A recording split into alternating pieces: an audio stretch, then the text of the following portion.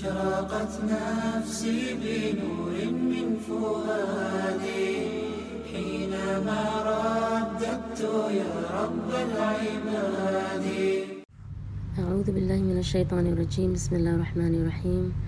الحمد لله رب العالمين، والصلاة والسلام على أشرف الأنبياء والمرسلين نبينا محمد صلى الله عليه وسلم وعلى آله وصحبه أجمعين. رب اشرح لي صدري ويسر لي أمري واحلل عقدة من لساني يفقهوا قولي. So as you all know, we are about 2 days away, inshallah, 2 or 3 days away from one of the best months of the year. And the Sahaba, they used to prepare for this month 6 months in advance. A lot of the best times and the best moments are towards the end. So for example, you see that the best hour on Jummah is at the end of Jummah.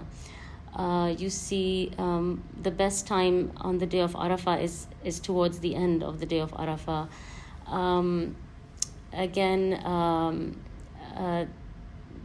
Ramadan, as you can see, is one of the best months of the year, and it comes towards the end of the year. And the best part of Ramadan comes at the end of the month of Ramadan.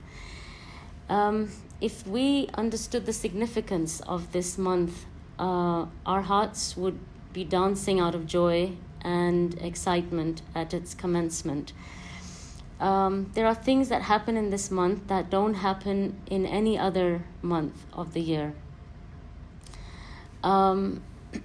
Every single night this month, Allah subhanahu wa ta'ala frees a selected group of people from the hellfire. And this happens every single day, every single night. And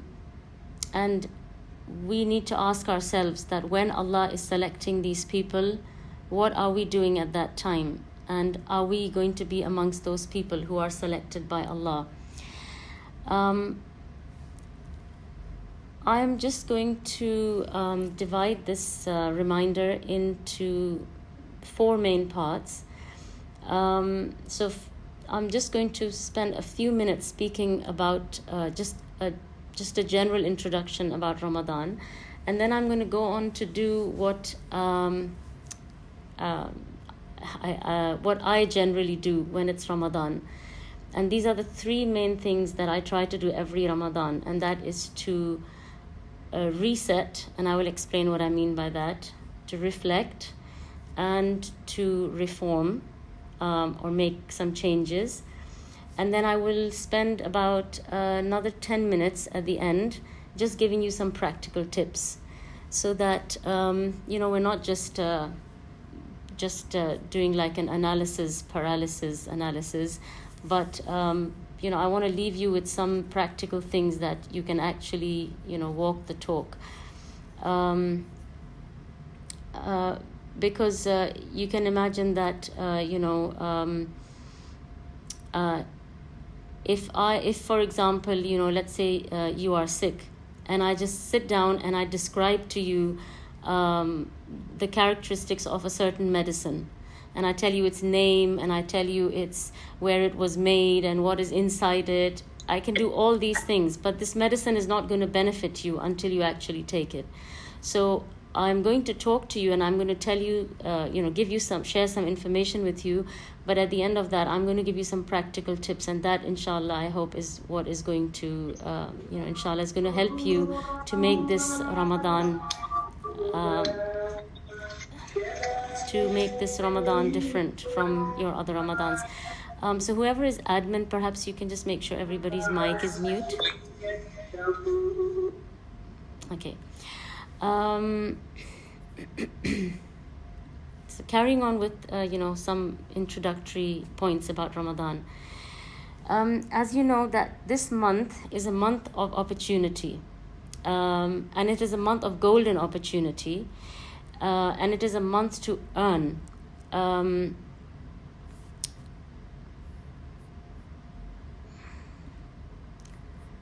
Sorry, can everyone hear me? Because I think maybe my mic was mute. Yes, we can hear you now. Okay. So I was saying that Ramadan is the month of opportunities, and it is the month for earning, and it is a month of golden opportunities. And we need to ask ourselves, what are we going to do with this month? With this, it's like a gift from Allah subhanahu wa ta'ala. And to illustrate and to understand what Ramadan is, I will give you an example of something that you can actually relate to. So imagine you are given 2 hours to take out whatever you can from the king's vault. Okay, so the king's vault has got all sorts of amazing things, whether it's money, cash, gold, jewels, what have you. So you're given 2 hours to go in, and you can take whatever you want from this vault. Most of us will probably be done in the first half or 1 hour, right? Because you can imagine the frenzy that everybody is going to rush in into this vault with. Now ask yourselves that in this limited time that you have to go into this vault and take whatever you can, will you spend any time looking at your phone, checking messages? Will you spend hours eating, having a sandwich, having a drink, chatting with someone, having a coffee? Or will you just focus all this time on getting the maximum out of this vault? So if you think about it, most of us, if not all of us, are just going to be concerned about getting as much as we can out of this vault, right? I don't think there's any of us who's going to be silly enough to stand and waste those precious moments in looking at social media or checking our Facebook status or checking our messages or any of that sort, right? Why do you think that is the case? So if you can either use the chat box, or you can, I think using the chat box is probably best, but you can unmute your mics, or I'm not sure if mics are only unmuted by the admin, so you can use your chat box. But I want to know, I would like some interaction. I want to know, what do you think is the reason that we will be so focused on getting the maximum stuff out of this vault? And why will we not be distracted?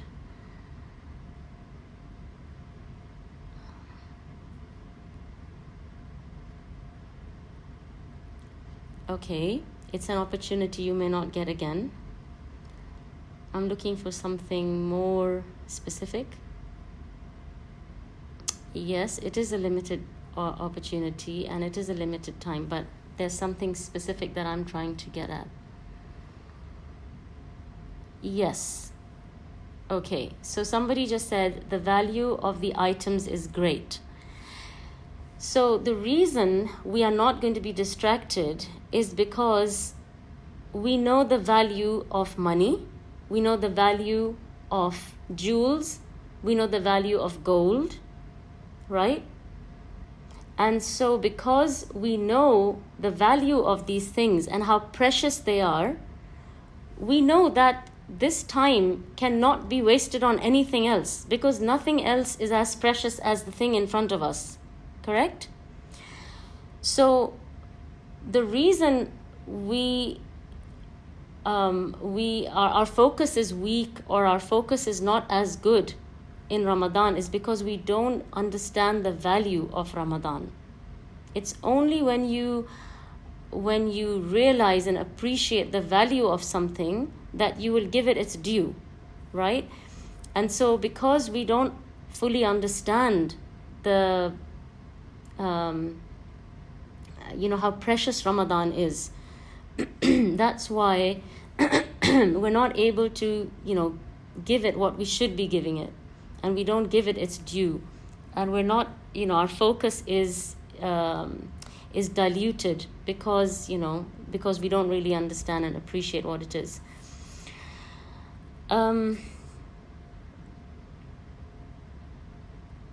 Okay. If we want to be special, we want to be extra special to Allah subhanahu wa ta'ala, we have to try and make our ibadah special. So there are certain things everybody is doing in Ramadan, right? Everyone is fasting, everyone is praying, everyone is reciting Quran, hopefully everyone is doing some adhkar. So if you want to be special with Allah, you have to make this ibadah special. So you are going to be doing what everybody else is doing, but you can either add something to it, or you can improve the quality of your ibadah so that you can be a step ahead of everyone, and you can try to be more special in the sight of Allah. And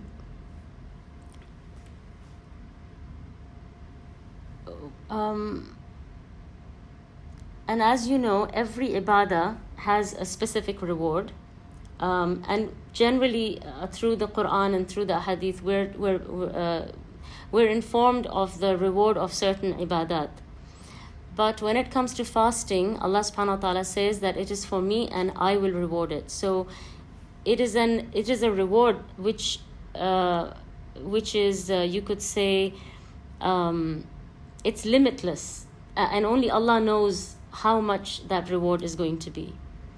So it is something really, really amazing. It is something so precious, and it is something so special that if we really understood what is going to come, what we are going to receive in the next 2 days, if we really understood that, we would just be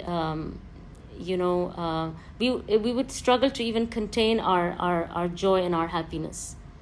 That's what our state would be if we really understood what Ramadan is. And of course, as you know, we keep making dua that Allah helps us to reach Ramadan, because as you know, I remember last Ramadan, it was just the night before Ramadan. I think it was early in the morning, and the next day was going to be Ramadan. And I was driving down the road, and I saw this car that had flipped upside down, and I was told that there were, I think there was one young man, or there were 2 men in that car. I think 2 brothers, or a father and a son, and they were both killed. And they seemed to be, good practicing people, and I was told something, I was given some background about their story. But I'm just saying that the thing that hit me really hard was that they would not have thought that they're not going to live to see this Ramadan, right? We take these things for granted.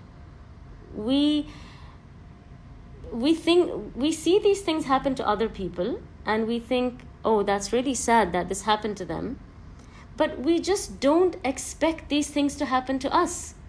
We expect to live up to Ramadan. We expect that this is going to be, it's almost like you take it for granted that I've got this far.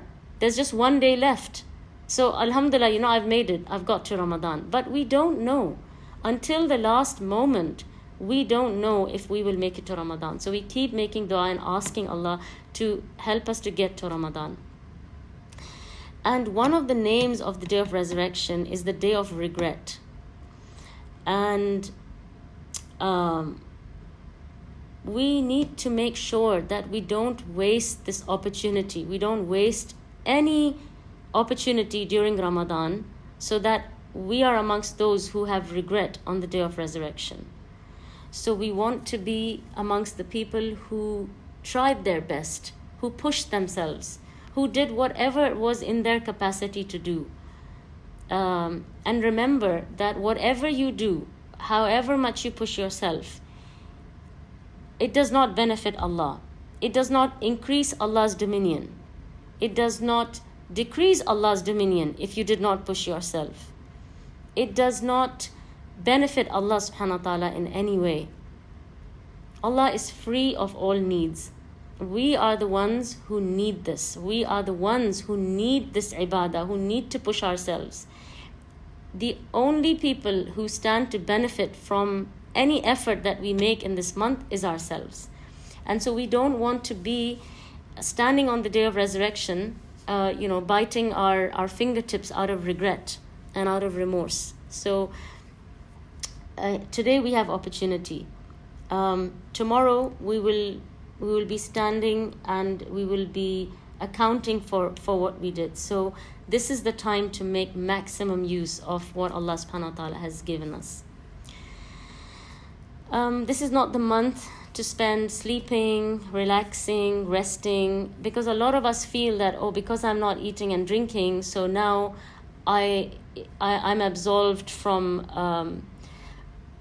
pushing myself or from trying to do more than I normally do. So what we do is we actually pull back, and we in fact we reduce what we are doing. And so this is the time actually to try and push everything up a notch, and to up your game, not to slow down. A lot of people spend a lot of Ramadan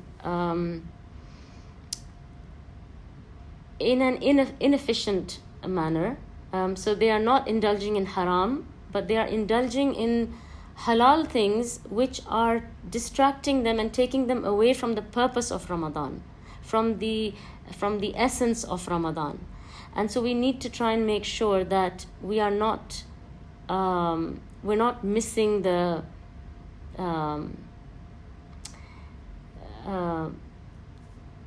I would say the core or the main purpose that this month is supposed to serve. So for example, preparing an elaborate meal, or spending hours eating, or watching something on TV. I mean, these things might be, quote unquote halal, but they might be a very inefficient way for you to spend your Ramadan. So be cautious and be careful. Allah subhanahu wa ta'ala loves us, and He repeatedly gives us opportunity upon opportunity upon opportunity. But we neglect Allah. We miss our chances. We bring injustices upon ourselves. We take the wrong path. We insist on disobediences. Allah opens doors for us. Allah opens doors of maghfirah and rahmah for us. And we need to make sure that we benefit from that, and we don't end up being transgressors and insisting on disobedience or on sin. And that is why no excuse will work on the Day of Judgment, because Allah subhanahu wa ta'ala has given us lots of opportunities to earn. And as you know, good actions are multiplied. They are rewarded even when there's just a thought in your mind. And sin is not recorded until it is actually done, and even then it's not multiplied. It's just one thing. So for somebody to be on a loss on the Day of Judgment, they would have really had to have messed up. So Allah subhanahu wa ta'ala, He's not trying to catch us out. He's giving us opportunity and chance upon chance. And it is for us to earn from that, to benefit from it, and to take as much as we can.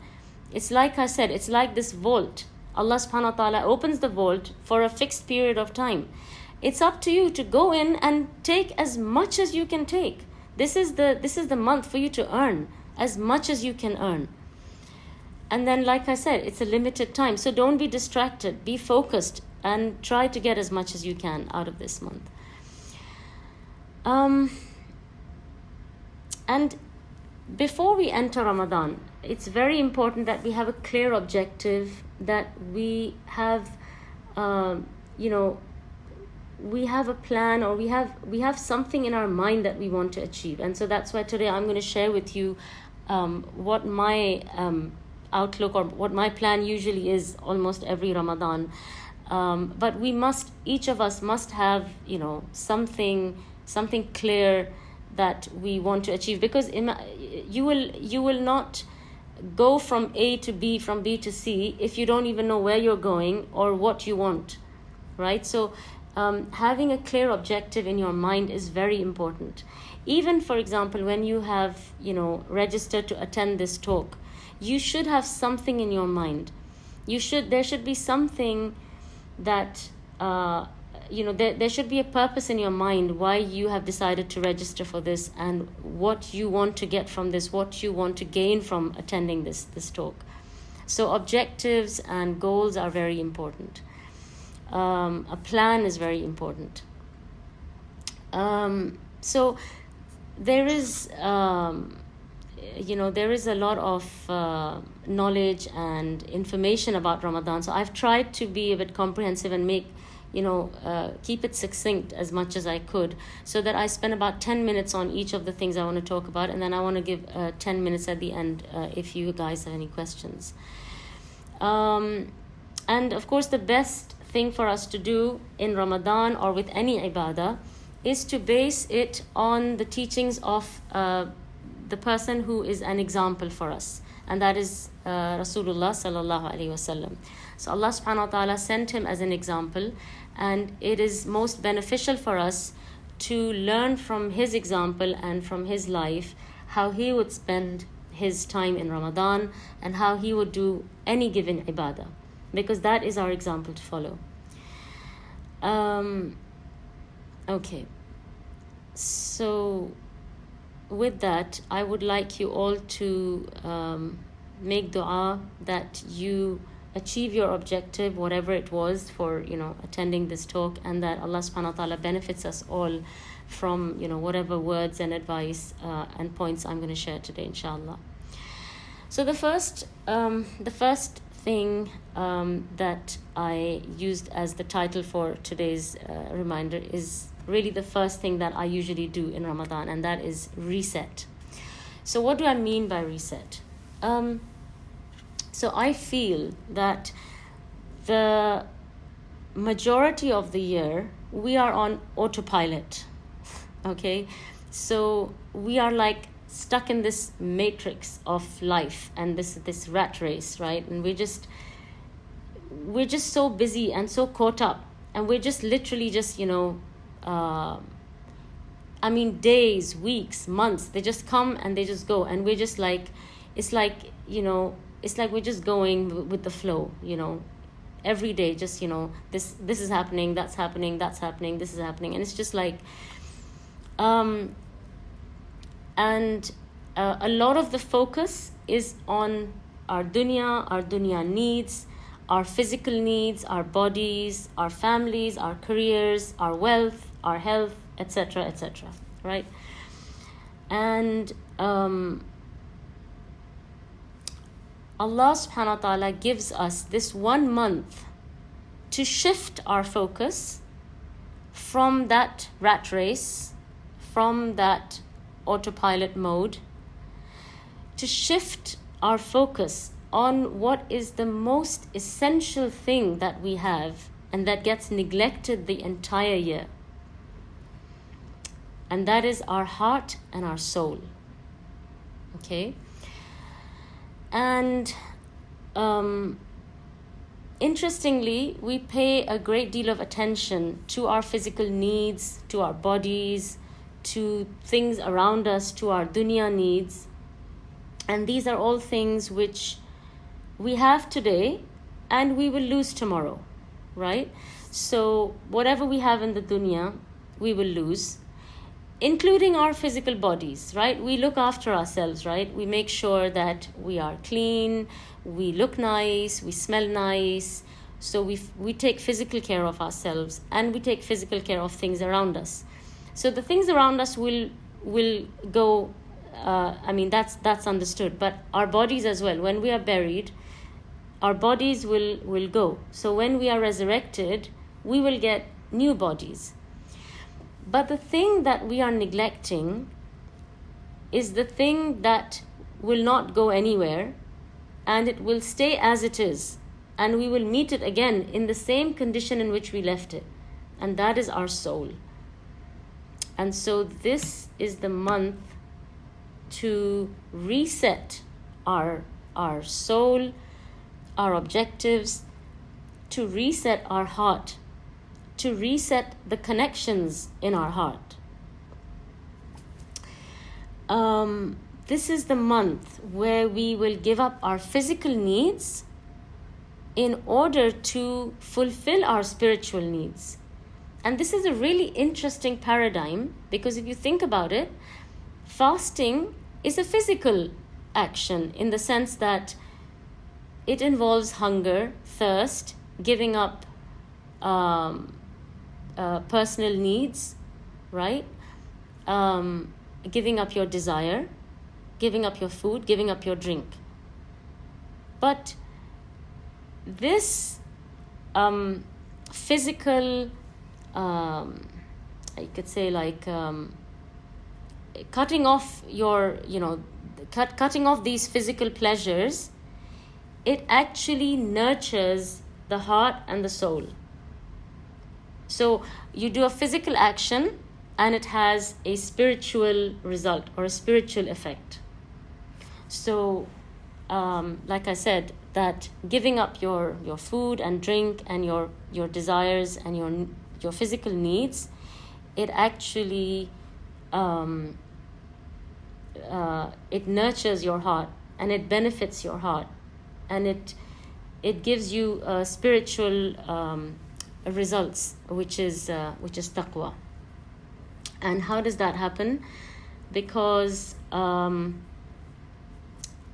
you have two main, you could say, factors which affect you, external factors. And so one of them is shaitan, and the other one is your own nafs. Shaitan is locked up in Ramadan, so what's left is your nafs. And so whatever, sins or, slips take place during Ramadan, they are a result of your own nafs. And the way to train your nafs is to cut off physical pleasures and to reduce physical input. And when you reduce the physical pleasures and you increase the ibadah and you increase the burden on the soul, it helps to train your nafs. And that is what helps you to increase in your taqwa. So that's how something physical like leaving food and drink has a direct impact on your heart and your soul. And so that's why in Ramadan, the focus is meant to be taken away from food and onto your soul. And so everything that has gone off the axis throughout the year, things are going all over the place. This is the time to set your compass, and to bring everything back into place.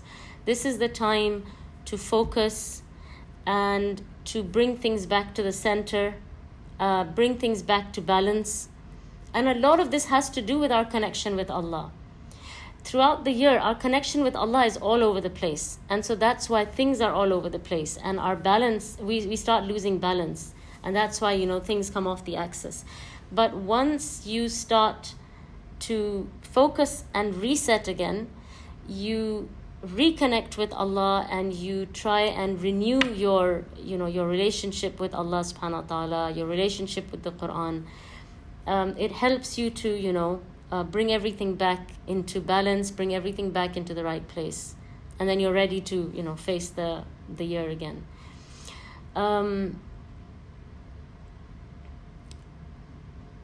So in this month, we break away from all our dunya needs and, all that pull that is, this needs to be done, that needs to be looked after, etc., etc. So we break away from that dunya focus, and we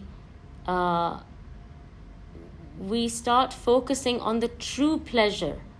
That is the pleasure of the heart, and that is that pleasure comes from inner peace, and that inner peace and satisfaction comes from connecting with Allah. And so this is what I mean when I say reset, that it's almost like, your compass is sort of pointing in the dunya direction, and you reset it and you bring it back to, the real fulfillment, the real contentment, and the real true pleasure, that is the inner peace that you get from connecting with Allah. And so really this is the time to renew your relationship with Allah. And these are some of the most fulfilling objectives that we can try and work towards. And Ramadan is the best time for that. Because like I said, throughout the year, we have a lot of distractions, we have a lot of things coming at us from everywhere. This is the time where we want to just, get away from everything and sort of turn away from everything else, so that we can give this time to ourselves. And when I say give this time to ourselves, it is really to give that time for you to connect with Allah subhanahu wa ta'ala, or to reconnect with Allah subhanahu wa ta'ala, because your connection becomes very weak throughout the year, and so you need to come back and you need to strengthen that connection, because without that connection you will just disintegrate, you will just literally fall to pieces. And so you need to be connected to Allah subhanahu wa ta'ala to carry on. The next point is reflect. So this is again a very, very important exercise that we need to do. And if we can do it more than once a year, that will be brilliant, that will be amazing. But at least once a year we need to do this. It's almost like declutter, like you do a clear out of your store or your kitchen or your cabinets or your wardrobe, and you need to just see what's going on, and you need to take things out, and you need to remove the extra things which you weren't using, and you need to put back what you do need. Then you find out, oh, this is missing, so I need to go and buy some of this, that kind of thing that we do within our homes or within our families. We need to do that with our souls and our heart. And any form of reflection, it requires you to ask yourself a bunch of questions. And again, this is something important that we need to do. And it's not an exercise that gets done it's not a one-off exercise. It's something that I would advise you all to do throughout the month. I find it extremely beneficial to take your time to spend this month reflecting, thinking, asking yourselves questions, and trying to find the answers within yourselves, but to keep to persevere throughout the month. Not just that, oh, I reflected for the first couple of nights of Ramadan and everything's good. No, you need to really press on this exercise. And so you need to ask yourself some questions which will give you a window into your soul, and it will help you to see the state that your soul is in. And there's no easy way to do it. This is really it can be challenging, it can be tough, it can be scary, but it's better that we do it now and we try and rectify the situation, rather than we leave it and things get we find out at a time when we can't even fix the situation. So it's better we find out now where we are, and we can try and fix it. And so what are some of the questions that we need to ask ourselves to make an assessment of where we are? And when I say where we are, I mean, where are we with Allah subhanahu wa ta'ala? What is our status with Allah subhanahu wa ta'ala? What are the changes we need to make in our life? And we shouldn't end up on the Day of Judgment, and that's the first time that we stop and think about where we are, right? Day of Judgment should not be the time that this is the first time I'm stopping to think about what I have done all my life. So this is something we should have been doing repeatedly, so that we can make some changes, so we can make some improvements. Can you imagine if you have let's say a cabinet in the kitchen, and for 20 years you have never cleaned it out, you have never looked at it, you have never tried to see what do I need to take out and throw away, what do I need to put back inside it. Can you imagine the state that that cabinet is going to be in? So this is, some of us, this is the state of our souls and our hearts. They are in a mess because we have never really given it the time or the attention that it needs. We're so busy giving attention to our external physical needs that we have not been able to give that attention and focus to our internal needs, which are far more important than any other need. So these are some of the questions that I would encourage you to ask yourself, and you can either write them down or you can try and remember them. But you need to ask yourself, what have I done for my akhirah? Right? This is a very, very important question. I don't know of any other question that I would say is more important than this, in the sense that everything else is uncertain, right? Except your death and your akhirah. You know that you are going to die. No matter what happens, you are going to die, and you are going to be standing on the day of judgment. This is certain, right? And we know that akhirah is certain. We know Jannah and Nar is certain. We know the day of judgment is certain. There is no doubt about this. And so it is so important to ask yourself that you have these two domains, right? You have the dunya and you have the akhirah. And we know what we are doing in our dunya, right? If somebody was to ask you, what have you done for your dunya? You can answer that question, right? You can say, well, I'm a mother, I have children, I look after them, I have a house, I have a family, I have parents, I have a job, these are my hobbies, these are my friends, these are the people I hang out with, these are my different accounts on, Snapchat or WhatsApp or whatever things everybody uses. So if somebody was to ask you, what have you done in the dunya, we can answer that question, right? But if somebody was to ask you, what have you done for your akhirah, you have to ask yourself, which list is longer, right? You have to ask yourself, which domain is better furnished? Which domain is well prepared? Which domain would you like to be in? Right? So usually we like to be in a place where we have all our comforts, where we basically a place which is well furnished, which is nice, which is comfortable. Nobody wants to go from a well furnished house into a bare empty room where there is not even a chair to sit on, right? So we like to be comfortable. So we need to ask ourselves that, nobody will, of course, enter Jannah without Allah's mercy, but you have to ask yourself, what have you built in your akhirah? Do you even have a chair? Do you have a palace? Do you have a hut? What have you got in your akhirah? Because that is where we are all heading. No matter how much we furnish our dunya, we have to leave this domain and we have to go into that domain. And we need to ask ourselves, and we need to make sure that we have actually furnished that domain in some way.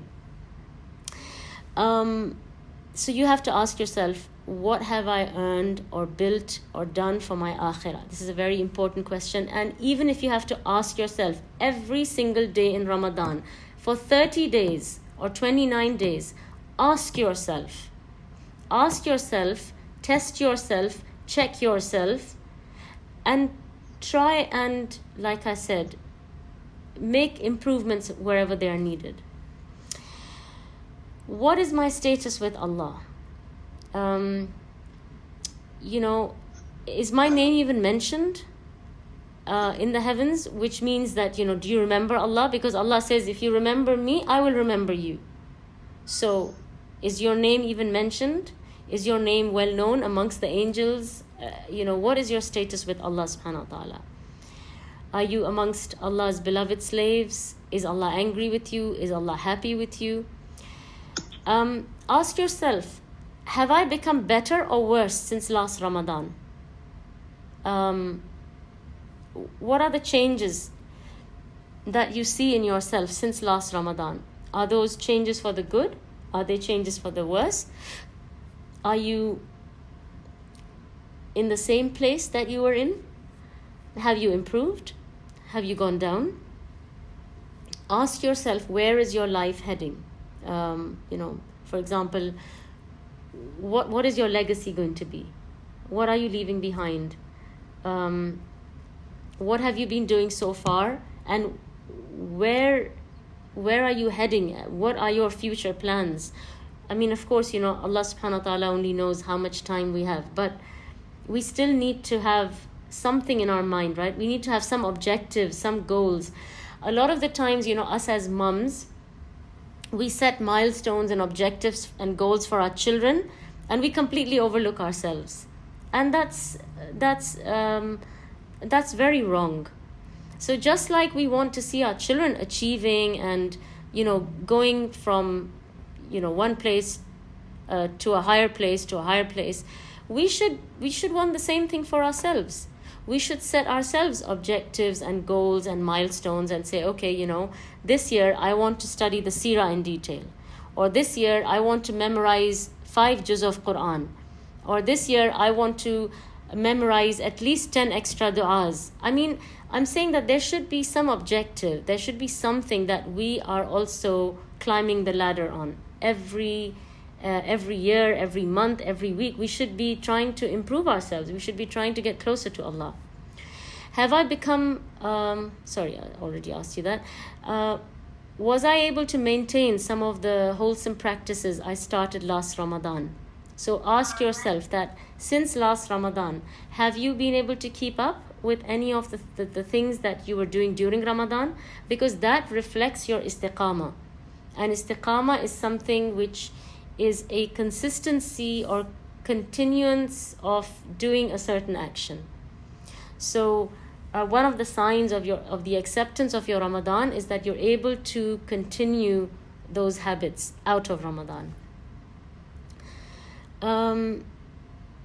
Imagine, this is again all just reflection, yeah? So I'm going to, in our practical tips, I'm going to tell you when is a good time to reflect. But imagine if your life since last Ramadan had been filmed.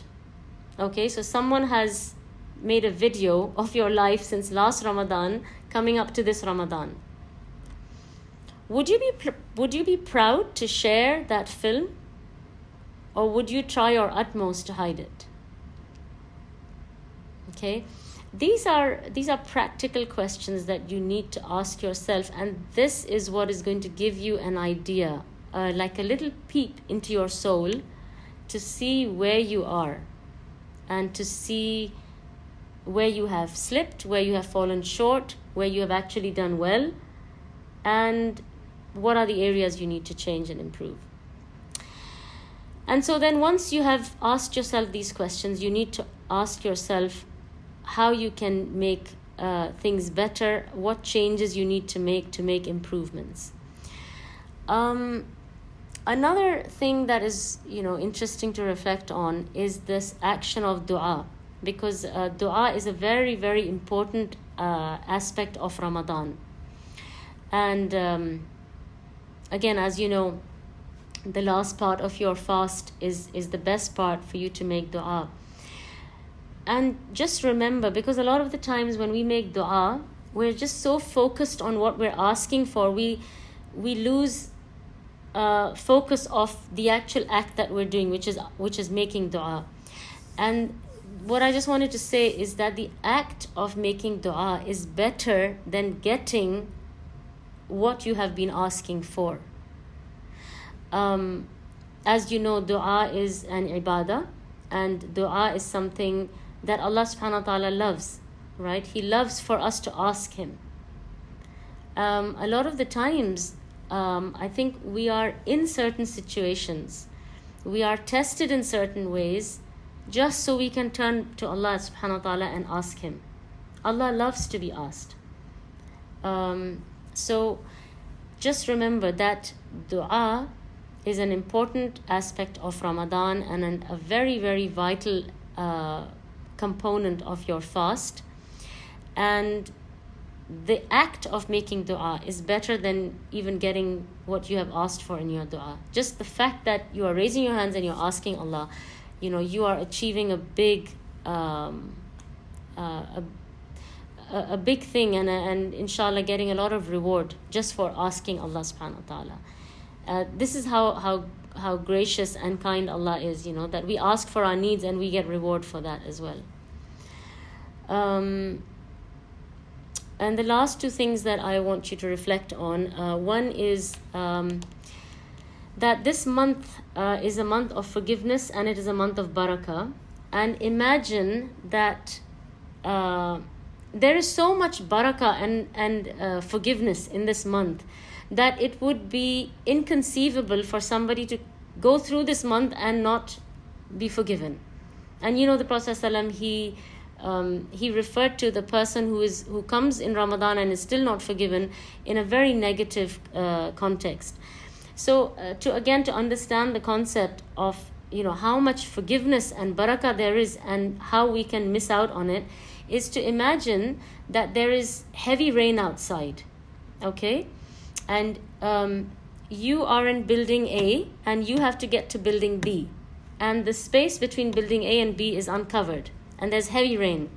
So you're going to come out of building A, and as you walk across to building B, it's impossible that you're not going to get wet, correct? It's impossible that not a single raindrop is going to fall onto you. This is the forgiveness and the rahmah during Ramadan. It's inconceivable that you're in the month of Ramadan and you are not forgiven, or you don't receive any rahmah or any barakah of this month. So there are people who are not forgiven in Ramadan. There are people who don't get any benefit from this month. But I'm just trying to illustrate, can you imagine how deprived they must be for somebody to be in the midst of heavy rain and not get wet? So you can imagine how deprived a person would be to come into Ramadan and not receive forgiveness. And that's why the Prophet ﷺ, he cursed somebody like that, right? Because it is a great loss to be in this month and not get that forgiveness. And the last point about reflection is the Quran. So this is the month for reciting lots of Quran, and so your focus needs to be on recitation. But at some point, either in Ramadan or out of Ramadan, you need to also try and reflect and understand the Quran. The example I wanted to give you is, I don't know if any of you have ever been snorkeling. So, when you go to one of these areas, like an island or something like that, and the water is really pretty and it's clear, right? So you see the top of it and it looks really nice and it looks like this beautiful turquoise color. And even that is just like pleasing to the eye, right? You can just sit there or stand there for hours and just look at the water, and it just looks so pretty. It looks so beautiful, right? But if you put your snorkeling equipment and go under the water, it's amazing. What you see it's mind-blowing. There's a whole existence under the water, and it's just, like I said, it blows you away. You see these beautiful fish and coral and turtles and this and that. So it's a weak analogy, but this is the example of the Quran. So it's very beautiful to recite. It's amazing. It makes you feel amazing. But if you were to go in and try and understand what you are reading and what is Allah subhanahu wa ta'ala telling you, if you go inside and try and dig in deep and try and find out and understand what message is Allah subhanahu wa ta'ala trying to convey to you, it's amazing. It's mind-blowing. It's a game changer. And literally can turn your life around. You know, the revelation is the thing that changed people at the time of the Prophet ﷺ, people who were burying their daughters alive. It's the Quran that changed them into people who were promised Jannah. Can you imagine the potency, the effect of the Quran? Can you imagine the strength of the Quran? That it can change a person from being so low to being so high. This is the Quran, and this is the month of the Quran. And so, you know, you can recite it, and just reciting it is amazing. It's beautiful. It's like that beautiful turquoise water. You could spend hours and hours and hours just looking at it, and that would be enough. But if you go in deep, it's another world, and it's really amazing, and it's really worth making an effort to go in and to take the dive and to look at what's inside it. Okay. I'm sorry I'm running out of time, so I'm going to have to try and rush now a little bit. So change or reform. So we've done reset, we've done reflect. So reset, like I said, is just basically trying to shift your focus from dunya to akhira, from body to soul, and just bring things back in balance. Reflect, like I said, is just asking yourself a bunch of questions and trying to sort of basically take stock of yourself and ask yourself, what am I doing? Am I doing the right thing? Do I need to make changes? Do I need to make improvements? It's basically cleaning out your soul cabinet, right? And just chuck away all the trash, clean it up, and keep the things that are good and add more things that it's lacking, right? So now we come to reform. So what are the changes that you will make? So every Ramadan, I try to find, a few things that I can, making a change is not easy, but I think adding on good actions is much easier than shedding off bad habits. And change is of both types, right? Change can come in the form of taking on something good, and change also comes in the form of shedding off something. And so it's good to try and do a mix of both, okay? And so, but then you make a change that you feel you're going to try your best to stick to. So until next Ramadan, you stick to that, so that then the following Ramadan, you add on another thing and you get rid of another thing, right? So this is another, very, very useful exercise. It can be a number of things, even eating habits. I think that if you develop good habits during Ramadan, then try and stick to those habits. Try to keep those habits with you through the year. Don't just eat healthy and eat sensibly in Ramadan, and then after Ramadan you just start becoming a junkie again. So like I said, when I talk about reform, it can be in on many levels. So it can be spiritual, it can be physical, it can be so like I said, I think that the three main areas that we need to make changes, and all of us need to try and try our best to make changes, at least in these three areas, I would say, is Salah, Adhkar, and Quran. What do I mean by that? With Salah, I think that all of us need to work on the quality of our Salah. So we might be ticking the box and we might be doing Salah, but we definitely need to keep making an effort, concerted effort, consistent effort to try and improve the quality of our Salah, so that it's not just a box that we're ticking, but it's actually something that we are getting something out of. Because remember, Allah does not need your Salah. Allah does not need you to stand and bow and go into sujood. We need to stand. We need to focus. We need to have khushu. That khushu is going to benefit us. It's going to benefit our soul. It's going to benefit our body. We need to perfect our ruku. We need to perfect our sujood.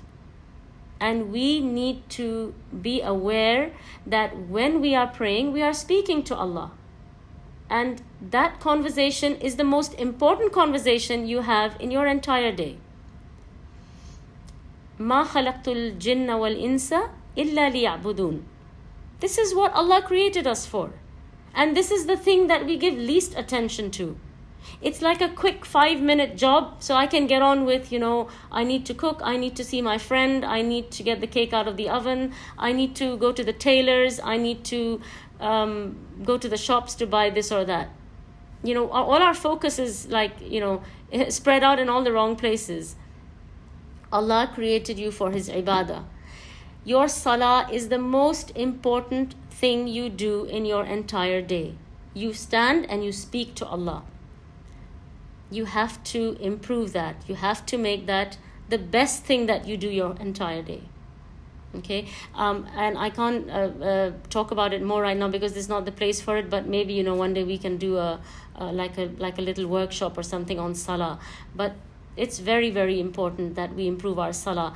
If your salah is in place, everything will be in place. If your salah is not in order, everything will be a mess. Just remember that. Adhkar. The morning and evening adhkar, I can't stress that enough. You must make it a habit to be regular with your adhkar. And when it comes to Quran, like they say, that when you want to speak to Allah, you pray. When you want Allah to speak to you, you recite Quran. And I just covered, some points about the Quran in the previous point. So Quran needs to be a regular part of our lives. It needs to be like drinking water or eating food. It's not something that you would do once a month. It's not something you would do once a year. It's not even something you would do once a day, right? Quran has to be like that. It has to be something which is your companion all the time. And you can split it, So recite a little bit at this part of the day, recite a little bit at that. But you must. Quran has to be your constant companion. Okay.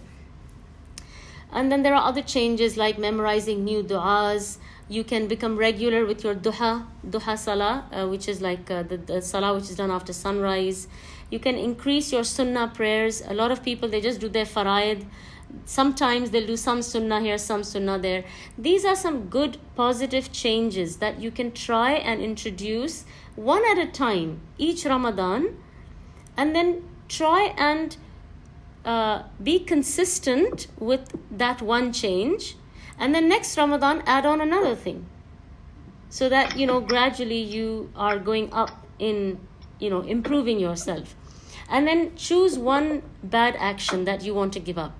Okay, so if you want to cut down on social media, you want to cut down on socializing, you want to cut down on shopping, you want to cut down on food, whatever it is, try and gossiping, I don't know, whatever you feel is your weak area. Maybe you're disobeying your husband or disobeying your parents, depending on your situation. So try to introduce one good habit or two good habits and get rid of one bad habit. And so these are some reformations you can try and make in yourself every Ramadan. Okay, and right. So, like I said, that one of the signs of istiqamah is that you're able to carry on these habits outside Ramadan. So, whether it is fasting, tahajjud, reciting Quran, improving your salah. These are 4 things that you should be able to carry on even outside Ramadan, and sadaqah. So these are things that we would regularly do in Ramadan, and we should be able to carry them on outside Ramadan. And of course with dua, we ask Allah subhanahu wa ta'ala to help us to be able to do that. And I will end inshallah with 12, I think, practical tips. I think 12 or 13 I have here, whatever I can quickly get through, so I can give you some time for questions. I wanted this to be more interactive, but due to constraints of time, I think I wasn't able to really interact so much. So I hope I haven't put you all to sleep. I hope you're all awake. Okay, so practical tips for Ramadan. So the first thing, this is not in any specific order, but I'm just going to tell you some things that I have here. So the first thing is that you need to have a plan. Like they say, failing to plan is planning to fail. So when I say have a plan, sometimes when you meet people, they say, oh, I'm completely not prepared for Ramadan. I still haven't got my samosas, or I still haven't made my kebabs. So I think different people have preparation at different levels. But I really want to encourage this Ramadan for you to move your focus from food, okay, and move it to more substantial things in Ramadan, okay? So of course we have to eat. We live in the dunya and we have to fulfill some of our dunya needs, right? We can't completely give everything up.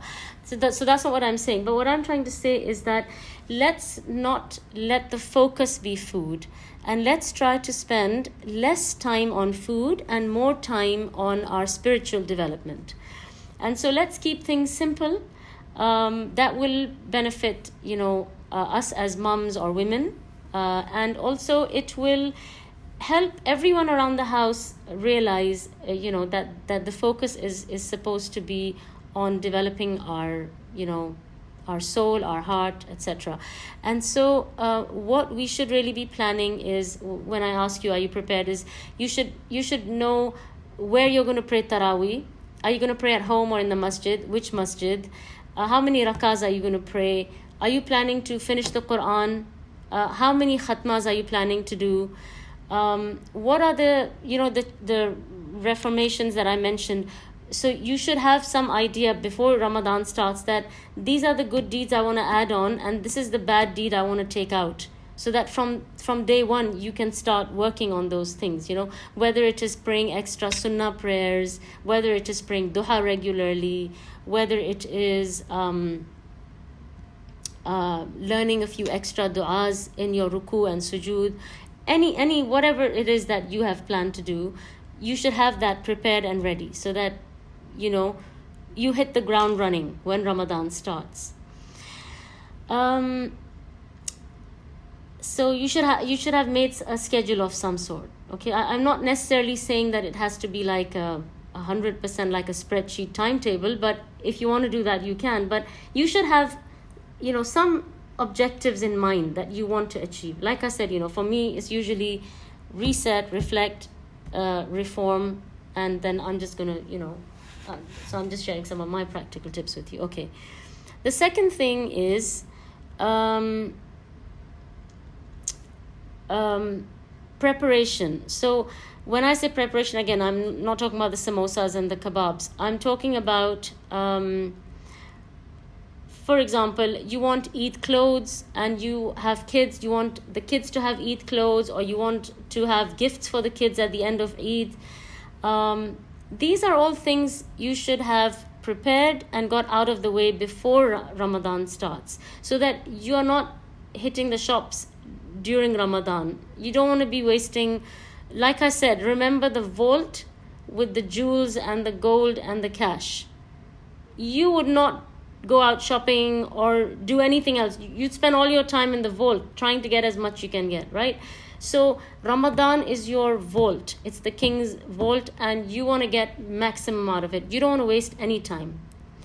Also, you want to clear out any things like, dentist appointments, or I need to call this one, or I need to finish editing that, deadline, or, whatever you have. Try and get all clear your schedule out, so that your mind is clear and you can focus on ibadah, on improving yourself and benefiting as much as possible from your Ramadan.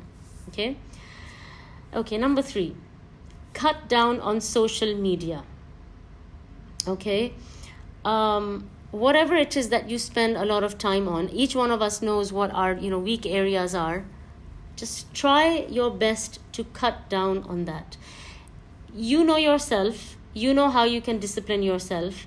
You need to have some kind of plan or something in place for you to be able to do that. If it means that you have to put your phone away and you're only going to take your phone 3 times a day or 2 times a day for 20 minutes or something like that, then do that. If you feel coming out of apps or coming out of groups or something like that is going to help you, then do that. Each one of us knows what is going to work, and you need to make it work for yourself. But you definitely need to cut down on social media, because it literally swallows hours and hours of your time, and you don't want to be wasting that time while this vault is open and people are coming and taking everything from it. You're just sitting and looking at messages, so that would be such a waste. Okay, and it's good training for you after Ramadan as well. You can continue some of these habits. Okay, number 4. Use every moment of your day as much as you can. So even when you're doing mundane things, because of course you're still living in the dunya, right? So you might be driving, you might be standing in the kitchen, you might be ironing, you might be nursing a baby, you might be doing any of these things. So just have things ready at hand. So for example, you could be listening to a talk while you're cooking, right? Because unless you have memorized enough Quran where now you can stand or sit or drive or be working and reciting Quran, then there's nothing like that. But if you have not memorized that much Quran, then listen to something, or call one of your kids, listen to their portion of Quran, play some Quran and follow it, listen to tafsir. I'm just giving you examples, but all I'm saying is use your time. Don't let there be any empty pockets of time which are like dead pockets. There shouldn't be any dead time in Ramadan, okay? So try to use your time as much as you possibly can. You could even memorize du'as while you are working. So you can play a du'a on loop, for example, and as it plays repeatedly, you can start memorizing the du'a. If you hear it 3, 4, 5 times, it will probably start to sit into your head. Okay, I think I was on number 4. So number 5, you need to have a special time which is just for you to sit with. The best way to say it is for you and Allah. Okay, so this time should be a time where you are not disturbed or distracted. So it could either be at the time of suhoor. Once you've had your suhoor, leave about 15 minutes or 20 minutes before Fajr. So you can just sit for those 15 minutes and just reflect, think, speak to Allah, think about, where you are with Allah subhanahu wa ta'ala. So this is just like your quiet time, okay? You can either do it then, or you can make it, overlap it with your dua just before breaking your fast. So you can be making dua, you can be reflecting, you can spend the last 15-20 minutes should not be spent frying samosas or anything like that. So that last few minutes just before you break your fast, like I said, the last part of actions are usually the best.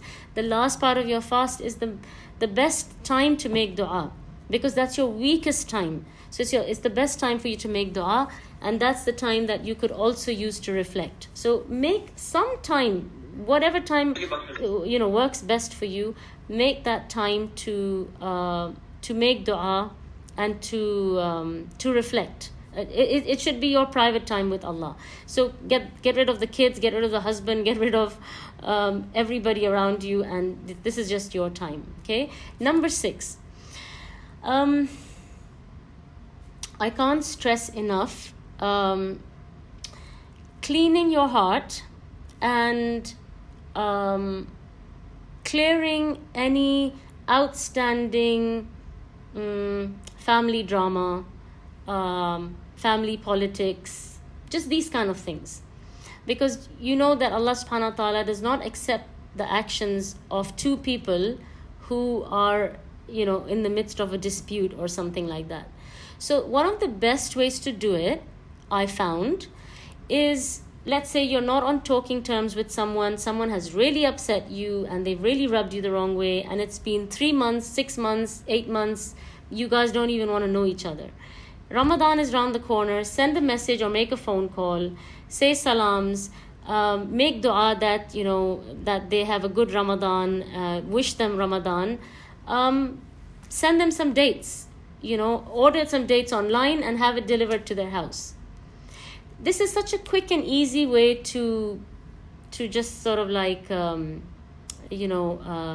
dissolve any kind of like unnecessary, because a lot of these feuds or these disputes or conflicts, they sometimes, when you think about them, like 2 years later, you can't even remember.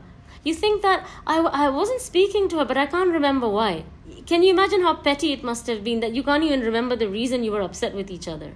So a lot of these things are petty, and it's important that we give importance to our akhirah. You want something good in the end with Allah, you want Jannah, you want Firdaus al-A'la, you have to put something heavy in your scales. You have to put something heavy in your mizan. It is not easy to overlook and to forgive people. So, okay, I'm not saying that you have to forget 100% what happened, but overlooking, forgiving, and moving on. This is something important, and this is something that should be easy for us to do if our focus is akhirah.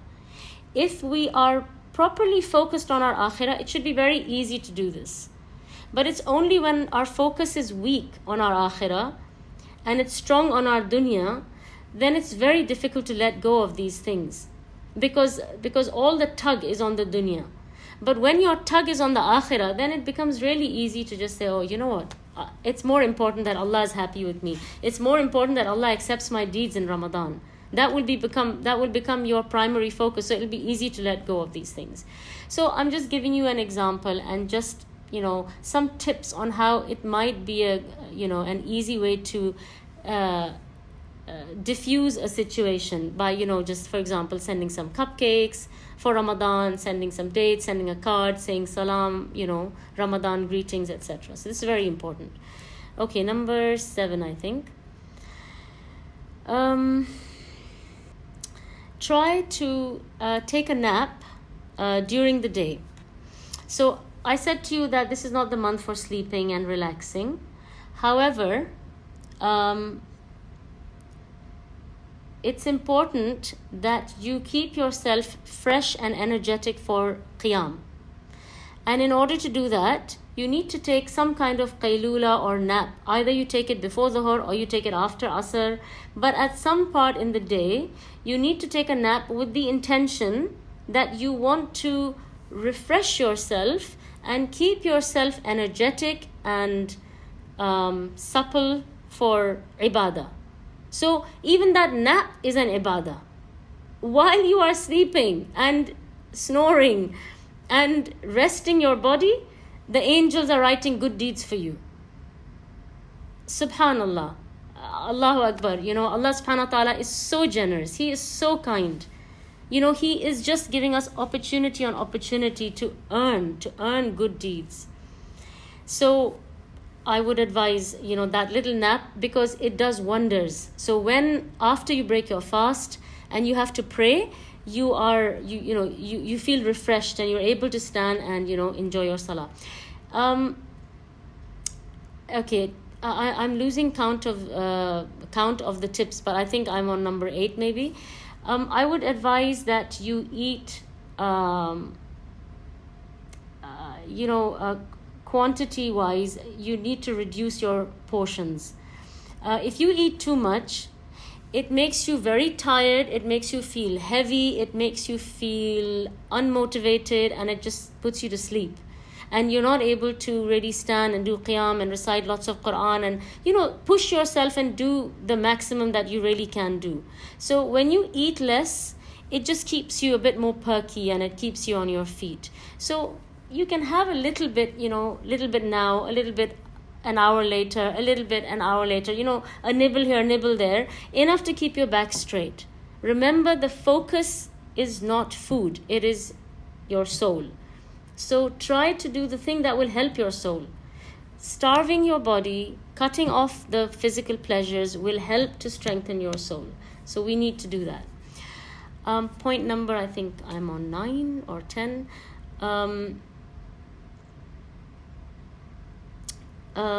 Is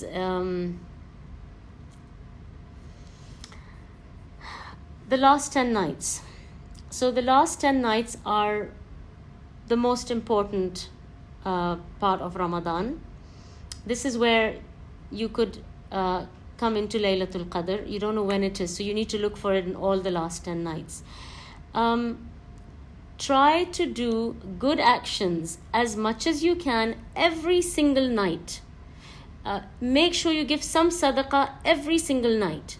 Make sure you do some rak'ahs every single night. Recite lots of Quran every single night. If the night on which you do any of these good actions coincides with Laylatul Qadr, it will be as if you gave sadaqah for 83 years. It will be as if you recited Quran or 10 pages of Quran for 83 years. It will be as if you prayed 8 rakahs or 12 rakahs for 83 years. Whatever action you do, it will be as if you did it for 83 years. You ring your mom to say salam to her out of, just like, a good deed to, be nice to your parents, birrul walidain. It'll be as if you did birrul walidain for 83 years. You pick up something from the street that could harm someone and you move it out of the way where people are walking. It's as if you did that good deed for 83 years. So you get the idea, right? So whatever good you do, it is as if you did it for 83 years. So try to do as much good as you can during those 10 nights. And tighten your schedule. And this is your last leg, right? You need to up your game even more now. And you need to increase your ibadah. So try to, do that as much as you can in this last part of Ramadan. Again, I had mentioned this in the Reformation, but I'll just mention it again. Try to add a few salawat to your daily schedule. Whether it is sunan, duha, tahajjud, make sure you do your witr. So some of these things, as much as you can add, and then you can carry on, even afterwards. And the last thing I will say is sadaqah. Try to give it throughout Ramadan and especially during the last 10 nights. So for people who are not going out, because this might be another Ramadan that we are going to, everybody, whichever part of the world they're in, will have different COVID restrictions. And so within these restrictions, whatever you are able to do, you can do. Don't limit your ibadah because of COVID restrictions. So external factors should not affect your connection with Allah. External factors should not affect your connection with the Quran, right? The essence of Ramadan is still what it is. So whatever restrictions you are functioning under, you can still make the most of your Ramadan because it's up to you. It is what you make of your situation. It is how you handle this Ramadan. And so with sadaqah, normally, when we're outside, we'll give a little bit to this one or that one or a cleaner or whatever. There are so many good online charities. Just go online and make sure that every day, or at least in the last 10 nights, every single day, give something. It doesn't have to be, I'm not talking necessarily saying large amounts. If you can give large amounts, alhamdulillah. But if you can't, £2, £3, £5, something that you can give every day, inshallah, may Allah accept it from you. And, I hope it coincides with Laylatul Qadr, so it will be as if you did that for, such a length of time. Okay.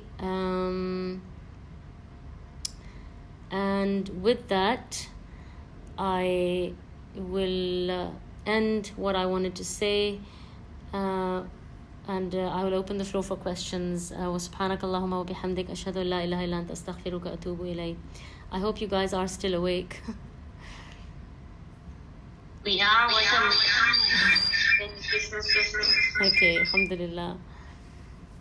Welcome. So I think maybe we can give 5 to 10 minutes for questions if there are any. Otherwise, I think we've already exceeded the time that we had set.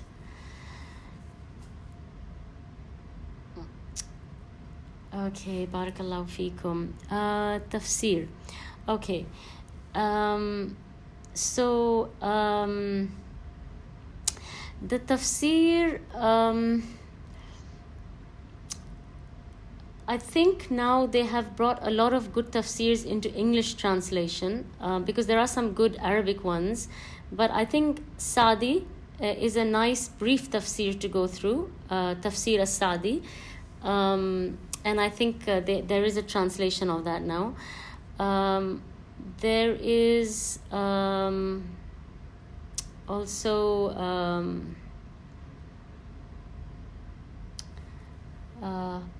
I think it's called Aysar at-Tafasir. I'm not sure if that is available in English, but at least for the time being, for those of you who can, you can try Tafsir as-Sa'di. And of course there's Ibn Kathir. That has been in English and it's been around for a while. So I would probably, for the time being, for basic level, I would recommend that. There are some online, I think, tafsir programs that are going on. They are not necessarily tafsir of the entire Quran, but they are tafsir of portions. So you can probably look those up on YouTube as well. Okay, let me just scroll up so I can see your questions. So barakallah feekum to all of you who are saying Jazakallahu Khair. All right. Okay, so somebody said that Sa'di translation is also available as a PDF, so you don't even have to buy it. It's available online.